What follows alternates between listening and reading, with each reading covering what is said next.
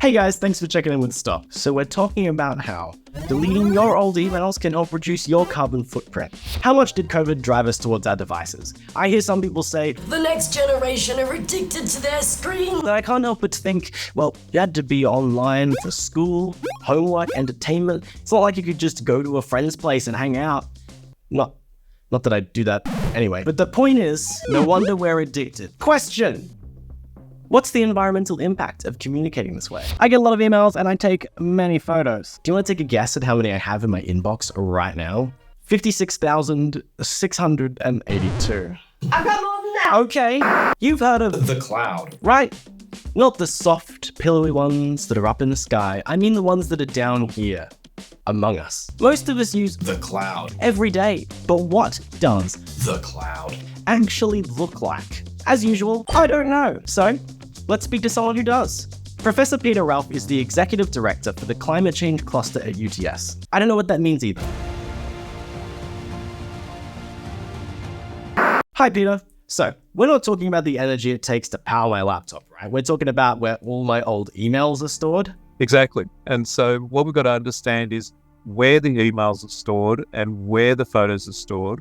And as soon as that goes onto the cloud, somebody else's electricity is being used to store it. 1% of global electricity is used to drive data centers. That 1% of energy is mostly due to cooling. So we have this hot box of heaps of computers pumping away 24/7, and we have to keep them cool. If the data center cooks, you lose your data. And that's why you have to keep the data centers cool. Like Berners-Lee's book in 2010, The Carbon Footprint of Everything, claimed that a person's annual email usage generates up to 40 kilograms of CO2. If I delete a photo or an email, does that free up space on the cloud? If you only keep one copy of a photo and you actively delete your emails and empty your email junk folder, then you won't be storing on the cloud. I can't lie, I've been known to message someone when I'm in the same room as them. I don't know why.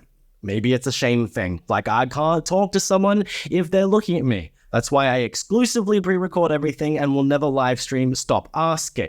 There are something like 4 billion email users in the world. And in 2021, there was an estimated 319 billion emails daily. Imagine the impact if everyone deleted 100 emails, or stopped spam, or emptied our bins. I don't want to get too personal here, but I just really want to share with you something that my parents always used to tell me. Clean your room. And I would not do it. But I did clean my desktop.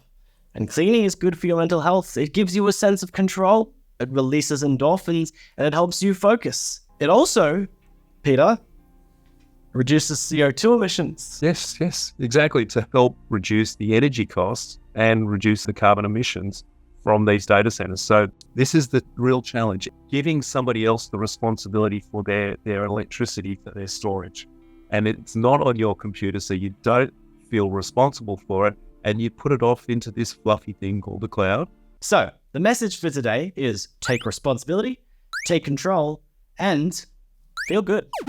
You take responsibility by the horn. You take control. And when you put them together, you have controllability. Responsitrol. Thanks, Peter. All right, so what are we doing? Here are a few environmentally friendly ways. Carrier pigeon, dance, weave the message through the storyline of a book. And then the princess said, "No, don't kiss me. Only deleting those emails will break that evil spell." You could just tell them when you next see them.